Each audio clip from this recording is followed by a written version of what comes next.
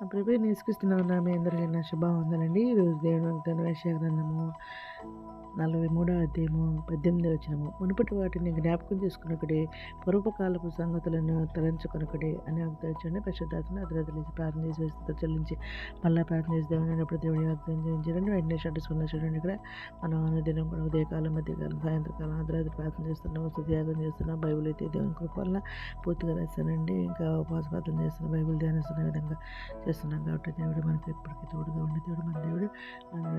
విడవని ఎడబాయినడు మన దేవుడు. ఇక్కడ దీనికి రిలేటెడ్ వాక్యాలు చూస్తే 2 కొరింథీయులకు రాసిన పత్రిక 5:17 వచనంలో దేవుడు ఏం మాట్లాడుతున్నారంటే, కాగా ఎవడైనా క్రీస్తునందున వాడి నూతన సృష్టి, పాతవి గతించును, ఇదిగో కొత్తవాయును, సమస్తమును దేవుని వలనైనవే అని చెప్పేసి దేవుడు మాట్లాడుతున్నారు.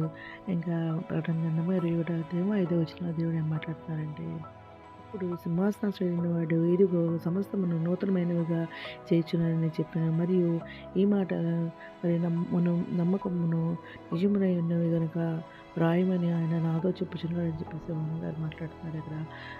ఇంకా మరి యెషయా గ్రంథం 42వ అధ్యాయం 9వ వచనంలో, మునుపటి సంగతులు సంభవించను కదా, కొత్త సంగతులు తెలియజేయుచున్నాను, పుట్టుకమనిపోయే వాటిని మీకు తెలుపుచున్నాను అని చెప్పేసి దేవుడు మాట్లాడుతున్నారండి. ఇంకా ఫిలిప్పీయులకు రాసిన పత్రిక 3వ అధ్యాయము 13-14 వచనాలు. సహోదరులారా, నేను ఇదివరకే పట్టుకుని ఉన్నానని తలంచుకున్నాను. అయితే ఒకటి చేయుచున్నాను, వెనక ఉన్నవి మరిచి ముందున్న వాటి కొరకై వేగిరపడుచు, క్రీస్తు యేసునందు దేవుని ఉన్నతమైన పిలుపునకు కలుగు బహుమానమును పొందవలెనని గురి ఎత్తికే పరిగెత్తుచున్నాను అని చెప్పేసి మాట్లాడుతున్నారండి. ఇంకా విలాపవాక్యంలో 3 అధ్యాయంలో మరి 22, 23 వచనాలు చూద్దాం. యెహోవా కృపగలవాడు, ఆయన వాత్సల్యత ఎడతెగక నిలిచినది కనుక మనము నిర్మూలం కాకున్న వారము. అనుదినము నూతనముగా ఆయనకు వాత్సల్యత పుట్టుచున్నది. నువ్వు ఎంతైనా నమ్మదగిన వాడవు అని చెప్పేసి ఇక్కడ మరి మాట్లాడుతున్నారండి దేవుడు. మరి ఇక్కడ ఇంకా యెషయా గ్రంథము 43వ అధ్యాయము 2వ వచనంలో చూస్తే, నువ్వు జలముల్లో పడి దాటినప్పుడు నేను నీకు తోడైందును, నదుల్లో పడి వెళ్ళినప్పుడు అవి నీ మీద పొర్లిపారవు, నీవు అగ్ని మధ్య నడిచినప్పుడు కాలిపోవు, జ్వాలల కాల్చవు అని చెప్పేసి దేవుడు ఇవన్నీ కూడా దీనికి రిలేటెడ్ వాక్యాలండి. మనం ఇప్పుడు వాటిని జ్ఞాపకం చేసుకుని కూడా పూర్వ సంగతులను తలంచుకోవడం అని చెప్పేసి వాక్యానికి మరి రిలేటెడ్ వాక్యాలు మన దేవుడు మాట్లాడుతానమాట. ఇక్కడ దేవుడు ఏమంటున్నారంటే, పాత తప్పులన్నీ, బాధలన్నీ, విజయాలన్నీ తలంచుకోవద్దు అంటున్నారు. దేవునికి అసాధ్యమనేది ఏదైనా ఉందా అంటున్నారు అన్నమాట. ఇంకా దేవుడు చేస్తున్న మార్పులను విశ్వాసంతో గ్రహించమని దేవుడు ఇక్కడ మనతో మాట్లాడుతున్నారండి. గొప్ప మాట మన దేవుడు బాగా దేవుడు అనమాట.